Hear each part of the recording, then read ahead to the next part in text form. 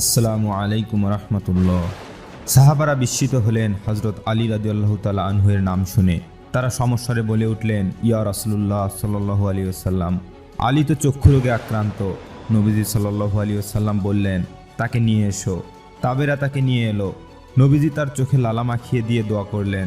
রাসূলের দোয়া ও লালার বরকতে আলী রাদিয়াল্লাহু তাআলা আনহু সুস্থ হয়ে গেলেন। তারপর আলী রাদিয়াল্লাহু তাআলা আনহুর পতাকা হাতে নিয়ে দুর্গে আক্রমণ করলেন বীর বিক্রমে। এক পর্যায়ে তিনি কামুস দুর্গের দরজা কাঁধে তুলে নেন এবং মুসলমানরা এই পথ দিয়েই দুর্গে প্রবেশ করে।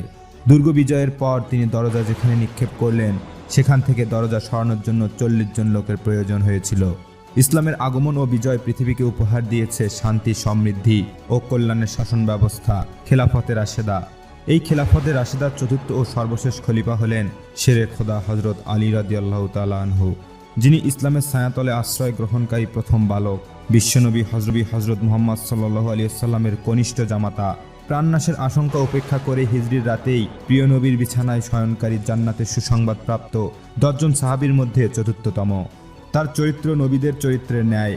নবীজির চাচাতো ভাই রাসূলুল্লাহ সাল্লাল্লাহু আলাইহি ওয়াসাল্লামের নবুয়ত প্রাপ্তির 10 বছর পূর্বে কাবায় জন্মগ্রহণ করেন। শৈশব কাটান নবীজির প্রতিপালনে।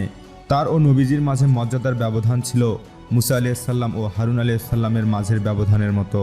ইতিহাস তাকে ইসলামের মধ্যমণি মুজাহিদ হিসেবে আবিষ্কার করেছে। 603 খ্রিস্টাব্দে মক্কায় অভিজাত বংশ কুরাইশ বংশের হাসিম গোত্রে জন্মগ্রহণ করেন এই বীর সেনা। আর মা তার নাম রাখেন আসাদ, আর বাবা তার নাম রাখেন আলী। রাসূলুল্লাহ সাল্লাল্লাহু আলাইহি ওয়াসাল্লাম তাকে আবু তুরাব নামে ডাকতেন। তার ছিল বড় বড় ডাগর চোখ, পূর্ণিমার চাঁদের মতো উজ্জ্বল দেহাবয়ব, চওড়া পেট ও প্রশস্ত কাঁধের অধিকারী ছিলেন। হাতের তালু ছিল মাংসল, আর ঘাড় ছিল রূপার জগের মতো। মাথা ছিল কেশহীন, দাড়ি ছিল লম্বা, ছিল বজ্র কঠিন। কাউকে বাহু দিয়ে ধরলে তার শ্বাস বন্ধ হবার উপক্রম হতো।